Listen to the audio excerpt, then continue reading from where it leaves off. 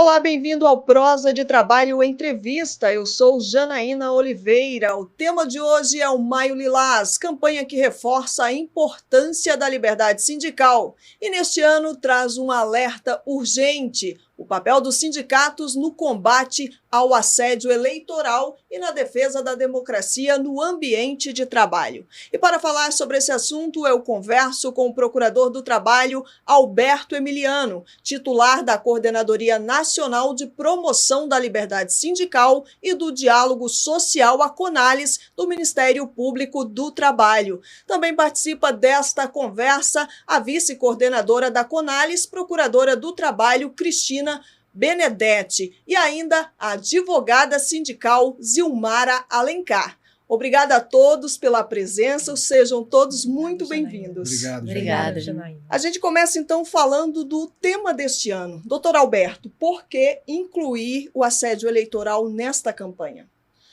Bom, antes de mais nada, eu quero mais uma vez lhe agradecer pelo convite, é uma honra estar aqui e destacar que sim, os sindicatos têm uma preocupação, uma missão muito grande também em relação ao regime democrático. E a CONALES, como tem a função de promover a liberdade sindical, teve essa ideia de chamar as entidades sindicais para discutir esse tema, que é o tema desse ano, enfim, tema absolutamente importantíssimo nesse contexto histórico. Só para a gente contextualizar aqui, alguém poderia explicar para a gente o que caracteriza o assédio eleitoral? Nós temos dentro do assédio eleitoral um conceito que ele deve ser olhado num aspecto tridimensional, né? Ele é muito tênue a linha que divide a questão da caracterização de uma prática de assédio para que isso se reflita dentro de uma liberdade de expressão de opinião, seja ela no cunho do voto ou até de consciência política, né, dentro de um ambiente de trabalho. Então, esse assédio eleitoral é quando, de forma velada ou de forma expressa, nós temos condutas que são advindas do empregador para com os trabalhadores, sejam eles em qualquer formato de contratação, que venham a constranger, a impedir esse exercício livre e consciente para que ele expresse a sua liberdade de opinião. Podemos dar um exemplo? Vários são os exemplos, né? A gente pode ter tanto uma conduta ativa do empregador, que exige, na verdade, o voto em determinado candidato, ou então, de forma expressa, coíbe que o trabalhador vote em quem ele efetivamente deseja votar. Nós temos a proposta de pagamento de bônus, por exemplo, né? De benesses, uma churrascada, dias de folga, se determinado candidato ganhar, como também ameaças, né? Ameaça de despedimento, ameaça de redução do quadro de funcionários, a propagação de crises financeiras, se tal candidato ganhar ou se tal candidato perder. Então, nós teremos deflagrado uma grande crise no cenário nacional e postos de trabalho serão cortados.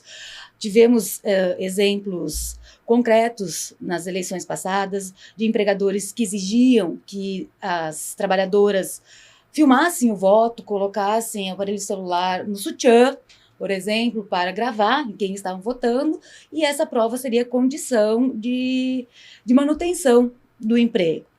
Nós temos chacotas de determinados candidatos, ou então até mesmo quando a empresa abre espaço para que determinados candidatos vão até os trabalhadores para fazer sua campanha eleitoral, tudo isso a gente entende que são práticas de assédio. Tudo isso é legal, né, doutor Alberto? Certamente, ou seja, toda e qualquer conduta discriminatória, toda qualquer conduta que tenha como finalidade violar, mitigar direitos fundamentais, não pode ser admissível. O Ministério Público do Trabalho tem essa preocupação, nesses últimos 4, 6 anos tem inclusive pautado o processo eleitoral com a nossa atuação, que é muito competente, e, repito, nesse ano, eu acho que de forma muito mais qualificada, a gente traz os sindicatos para esse embate, para fazer, como bem dito, a tutela do direito fundamental ao voto. Agora, doutora Cristina, explica para a gente qual é a relação direta entre liberdade sindical e a defesa da democracia no ambiente de trabalho. Janaína, a tua pergunta já traz a resposta. Há uma relação direta, há uma relação de pressuposto. Tá? A relação de trabalho, ela é naturalmente uma relação assimétrica, uma relação de desigualdade de forças. O empregador tem o poder de gerir o seu empreendimento, o poder de mando e o poder de despedimento. E o trabalhador, ele tem a necessidade de se alimentar. Ele depende do trabalho para sobreviver. Tá? Então, ele fica naturalmente sujeito a práticas de assédio. E para isso tem a força coletiva, a união de trabalhadores, para que juntos possam trazer um equilíbrio de forças. Então, quando a gente tem sindicatos fortalecidos, sindicatos com autonomia formal e material, com recursos para conseguir efetivamente tutelar esses trabalhadores, com recursos materiais e formais para poder empoderar os trabalhadores, para poder instruir os trabalhadores, conscientizá-los dos seus direitos, inclusive o direito ao voto livre e consciente. Há, então, um fortalecimento da democracia, né? A democracia no Brasil, ela pressupõe que cada pessoa, cada cidadão, cada pessoa em condição de voto possa votar de acordo com a sua conveniência, de acordo com as suas convicções, e não de acordo com a convicção ou com a preferência de outrem, senão nós não teríamos um sufrágio universal, senão nós teríamos algumas pessoas ditando quem vão ser os governantes desse país. E quando o sindicato ele tem o poder, ele tem condições para efetivamente fazer uma fiscalização concreta no ambiente fabril, no ambiente de trabalho, quando ele consegue fazer, instruir mecanismos de denúncia, quando ele consegue trazer até o Ministério Público do Trabalho, outros mecanismos, até mesmo através de ações judiciais, tutelar aquele ambiente de trabalho. Então, a gente tem o fortalecimento da democracia, é uma relação umbilical entre poder de sindicato e a democracia brasileira. Inclusive, não se está aqui tentando atribuir às entidades sindicais uma nova função. Né? Na verdade, a gente tem um reconhecimento de que a organização sindical antecede a democracia, ou seja, os sindicatos, além da defesa dos interesses da categoria, enfim, eles têm um papel importantíssimo na construção, na consolidação do regime democrático. Daí a ideia de reconhecimento que a CONALES faz para, digamos assim, atribuir ao sindicato essa função que já lhe é própria, já lhe é peculiar. A gente sabe que o sindicato é importantíssimo, né, doutora Zilmara? Sem dúvida, e assim, é muito oportuna essa bandeira levantada e através do Maio Lilás, trazendo uma contextualização do combate ao assédio eleitoral, dá aos sindicatos a oportunidade do exercício das suas prerrogativas, como bem trouxe o professor Alberto Emiliano, trazendo para um ambiente de construção de ações que podem se dar de maneira, inclusive, pedagógica, no sentido de orientar os trabalhadores da sua categoria e dos trabalhadores em geral, da importância dessa construção democrática para o exercício do voto, para o exercício da escolha dos seus governantes. Quando a doutora Cristina nos traz, né, que no ambiente de trabalho a gente tem aquele que está na governança e tem aquele que busca a sua sustentabilidade, no ambiente político também não é diverso. E a gente só vai saber, de fato, se nós temos os governantes que aquela população, que aquele cidadão escolheu, se ele tiver a liberdade de expressão. E os sindicatos têm esse papel fundamental. É preventivo, é pedagógico, é de fazer com que essa construção social se faça com efetividade, com liberdade, né? E os sindicatos, eles ainda atuam na esfera coletiva.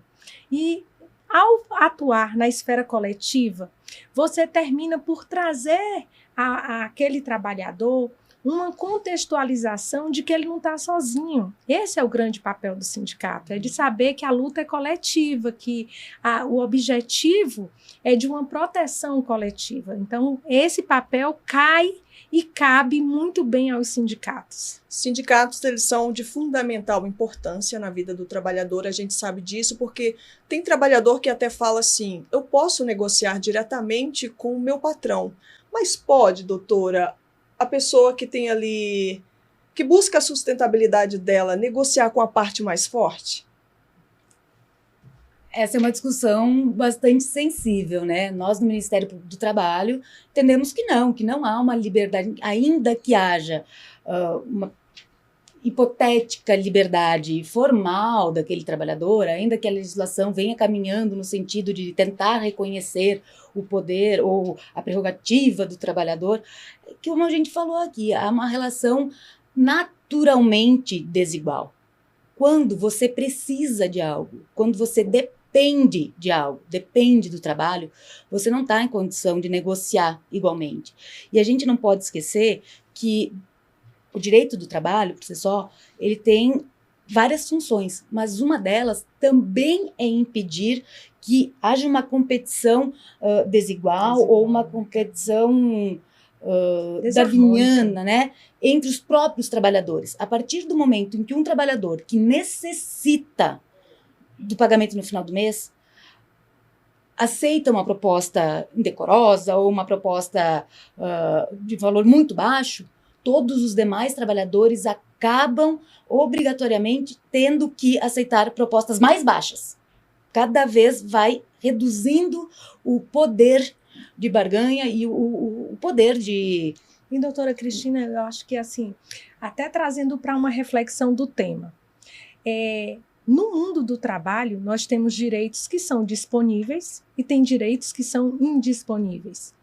O direito à liberdade de expressão é um direito que é indisponível, ele é absolutamente indisponível, porque ele faz parte da essência da pessoa, ele tem um patamar do princípio da dignidade da pessoa humana, né? Então eu tenho que ter esse padrão de consciência quando a gente fala da necessidade de uma convocação social, seja por parte do Ministério Público do Trabalho, seja por parte dos sindicatos, para que esse patamar mínimo civilizatório seja respeitado. E para que a gente tenha esse patamar mínimo, alguns direitos, eles não podem ser transacionados, seja nesse patamar, como a doutora Cristina está trazendo, de desigualdade, que já é própria, é natural, ainda mais quando é no aspecto de uma construção de um país, de uma construção de governanças, de políticas públicas. Então, é nesse sentido que a gente chama o aspecto do assédio eleitoral a um prejuízo de uma prática que é irreversível. Então, eu posso negociar com o meu patrão que eu vou votar em determinado candidato apoiado por ele porque eu vou manter o meu emprego e aí, mantendo o meu emprego, eu tenho como alimentar minha família. Isso é digno? Isso é digno? Faz parte de uma escolha com liberdade? Eu acho que é esse o patamar que a gente tem que trazer. E, apesar de parecer algo distante, isso é muito constante. E a gente tem verificado uma crescente com ações veladas, com ações que induzem aquele trabalhador ao receio da não escolha induzida. Temos dados, doutor Alberto? Desculpa, procuradora, fica à vontade para concluir. Não, eu só iria complementar. Há uma figura bastante conhecida até na doutrina, né? A própria Corte Interamericana usa essa expressão, que é o trabalhador ele não se despe do paletó de cidadão quando ele veste o macacão de operário. Né? Há direitos de cidadania, o direito ao voto, é a expressão máxima, que independe da posição, né, que esse trabalhador ocupa na fábrica, ocupa no seu local de trabalho. Direitos de personalidade, direitos de cidadania subsistem, são inegociáveis. Bacana. Doutor Alberto, temos dados sobre assédio eleitoral? Cresceu realmente?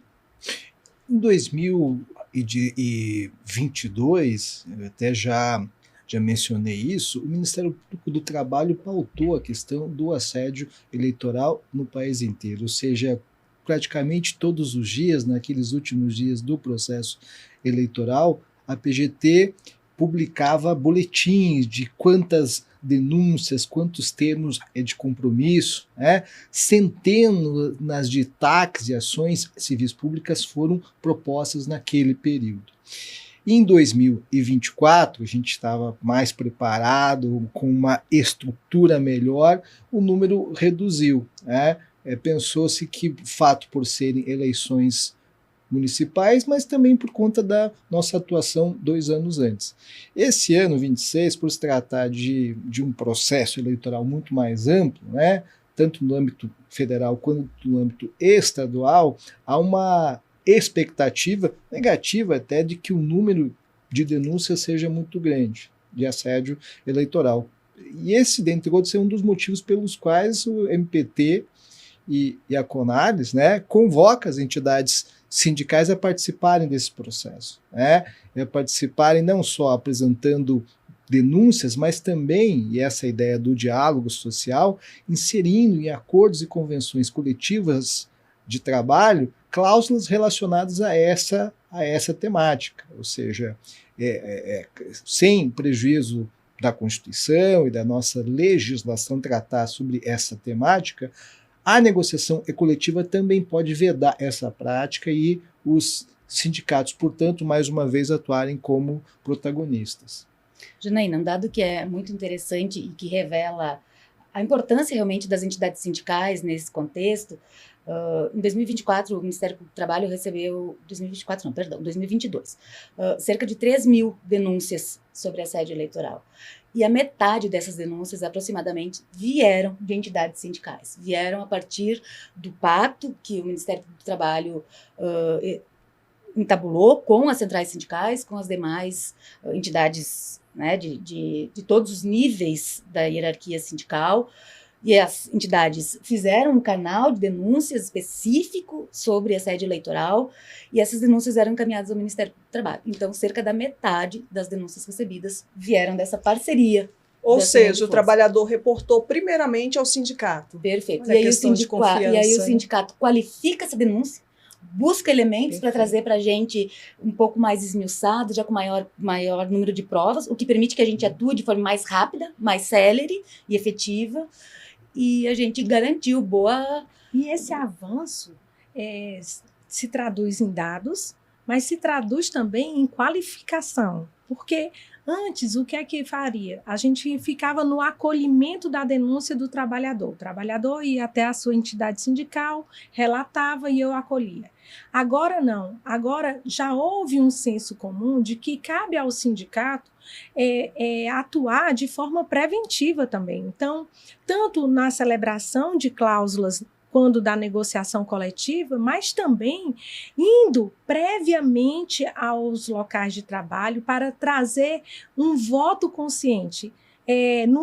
Nas eleições passadas, várias entidades sindicais promoveram a campanha do voto consciente, que é aquele voto com a sua consciência, voto com o que você tem a contribuir para a construção dos seus governantes. Não vote por pressão, não vote. Então, essa campanha de voto consciente, ela permeia não só o trabalhador da iniciativa privada, mas também o do setor público, que muitas vezes, com essas novas formas de contratação, não se aplica somente a quem tem aquela relação de emprego. Eu tenho um contrato de terceirização na prefeitura, eu tenho uma determinada contratação feita via PJ, e aí todas essas novas formas de contratação constituem um verdadeiro desafio para que juntos, Ministério Público, sindicato, trabalhadores e a sociedade em geral possa se unir para que a gente tenha no resultado eleitoral um resultado que seja o somatório dos votos conscientes. Então, essa campanha, ela vai além. E o Maio Lilás, ela é muito oportuna, né? Trazer esse destaque do papel do sindicato, mas, acima de tudo, de dizer, você, trabalhador, não está sozinho. Você tem a proteção tanto do Ministério Público como do sindicato no aspecto acolhimento e no aspecto jurídico de orientações para que a gente veja aqueles que causam essa prática possam vir a ser retirados desse processo de pressão. Eu acredito que essa campanha é fundamental até mesmo para levar ao trabalhador o que é o assédio eleitoral, né? Porque talvez muitos ali nem saibam o que está acontecendo, né? E muitas vezes a pressão não é explícita. Como o trabalhador pode identificar que está sendo vítima de assédio eleitoral? Eu assessoro algumas entidades sindicais e agora, recente, nós tivemos relatos de que essa pressão ela tem sido cada vez mais ostensiva, ao contrário do que a gente imaginava que seria velada, tem sido ostensiva. Os meios de comunicação interno nos ambientes de trabalho se dá muito no formato de WhatsApp.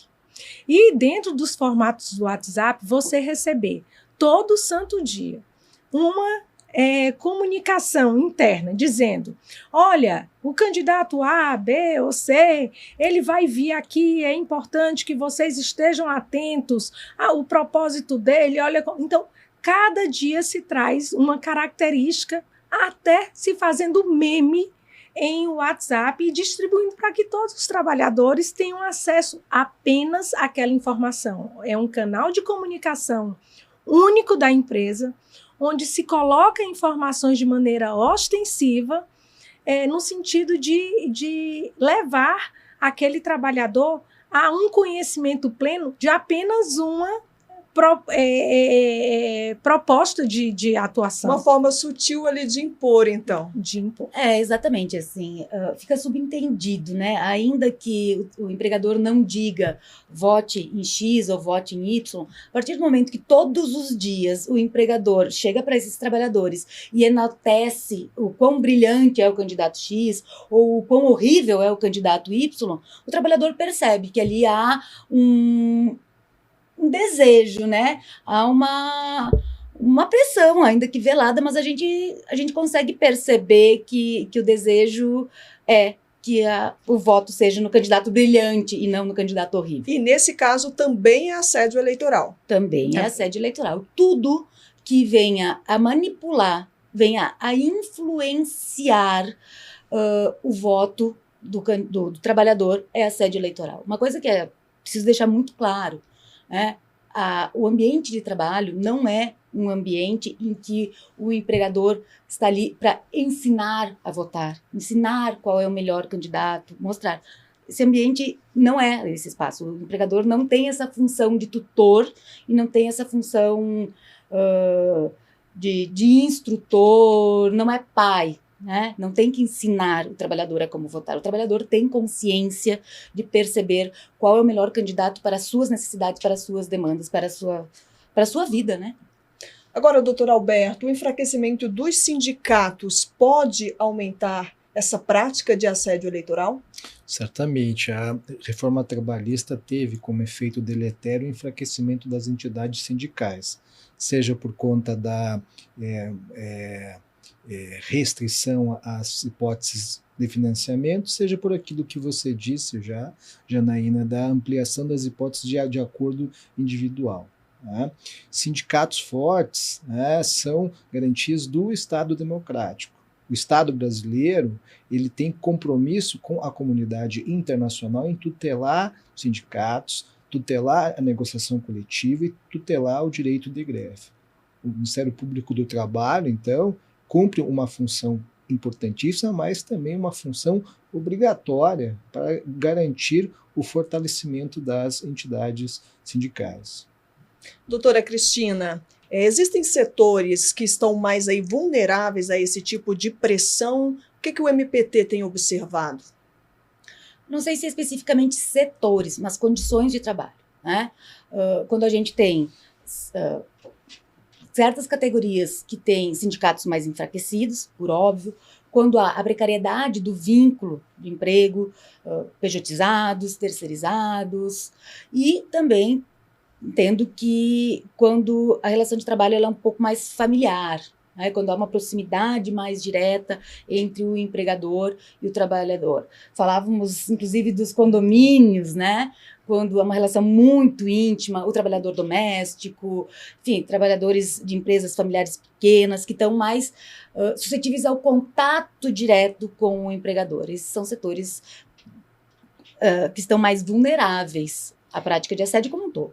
E dentro da própria composição do mercado de trabalho, nós temos categorias que são muito pulverizadas, né? Quando você chega numa indústria e ela tem naquele chão de fábrica uma aglomeração de trabalhadores, há um convívio coletivo que permite que também um acene para o outro, olha, isso não está legal, isso aqui já pode ser um assédio, e há um convívio.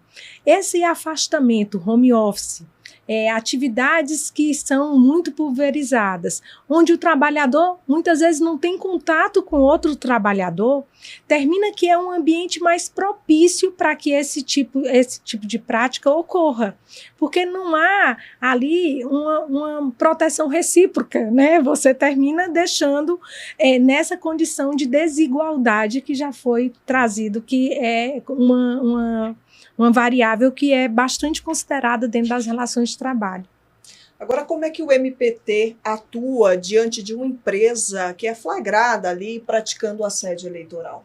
Bom, o MPT, o Ministério Público, de forma mais ampla, né, tem as prerrogativas investigatórias asseguradas pela lei. Se a nossa função defender direitos fundamentais sociais, nós temos que colher essa prova, apurar eventual abuso patronal e buscar a responsabilização. Há que se destacar aqui uma questão importantíssima. O assédio eleitoral tem várias repercussões: criminal, eleitoral, civil e trabalhista. Ao que me parece, essa nossa atuação traz um dado novo no abuso do poder econômico na área eleitoral, que é a possibilidade de responsabilizar não tão somente o candidato, mas também o empregador. E esse, me parece, tem sido o foco principal do MPT. Tem surtido efeito? Sim, certamente. E até é uma atuação muito dinâmica, né? O processo eleitoral tem 40 dias, 30 dias, e os nossos inquéritos têm que correr rápido para que o trabalhador possa efetivamente exercer o seu direito de voto. Eventualmente, a responsabilização pode ultrapassar o processo eleitoral, mas não são poucos os casos em que a nossa atuação de cunho preventivo antecede o dia da votação e consegue inibir condutas patronais eventualmente contrárias à legislação. Agora, é preciso denunciar, é preciso que o trabalhador saiba o que é o assédio eleitoral e denuncie, né, procuradora? Com certeza. A gente tem uma atuação que ela é demandada, né? A gente atua a partir de denúncias, então é importantíssimo que os trabalhadores denunciem, podem denunciar diretamente ao Ministério do Trabalho ou podem denunciar os seus sindicatos, e os sindicatos trazem até a gente. É importante também ressaltar que quanto maior o número de provas que acompanham a denúncia, quanto mais elementos nós tivermos já na denúncia, seja fotografias, vídeos, áudios, maior é a agilidade da resposta do Ministério Público do Trabalho. Então, é importante que o trabalhador faça o registro desse assédio e traga até a gente. Pode ser anônima, né, essa denúncia? Pode ser anônima. E assim, qual é também a vantagem de uma atuação coletiva? É a não identificação direta daquele trabalhador. Então, ele fica mais protegido, né? Quando a gente fala de uma atuação coletiva, há ali uma proteção a mais da não identificação de quem foi o dedo duro, de quem foi o denunciante, e aquele trabalhador se vê protegido de uma maneira mais coletiva. E é importante a gente ressaltar que a atitude daquele que se sente incomodado com alguns tipos de ações que estão sendo adotadas, ela deve sim ser propagada, ela deve sim ser falada. Muitas vezes eu tenho dúvidas, será que isso é assédio ou estou apenas imaginando coisas? Relate mesmo essa sua imaginação, porque aí facilita que com orientação jurídica, com a busca de mais materiais e provas, a gente possa de fato trazer com justiça, com mais técnica, a comprovação ou não daquele tipo de prática assediadora. Importante isso. Para a gente encerrar essa conversa aqui tão importante, eu gostaria que cada um de vocês deixasse uma mensagem, então, a respeito dessa campanha, desse assunto, para os trabalhadores, para a sociedade em geral. Mais uma vez, lhe agradecer, Janaína, e a toda a equipe do Prosa de Trabalho pela chance de estar aqui nesse dia. Essa é uma campanha importantíssima, é fruto de muito trabalho, e saudar todas as procuradoras e procuradores que integram esse colegiado da CONALES, a Coordenadoria Nacional de Promoção da Liberdade Sindical e do Diálogo Social, que de forma incansável tem todo dia atuado em prol de um país um pouco melhor, um prol de direitos efetivamente tutelados.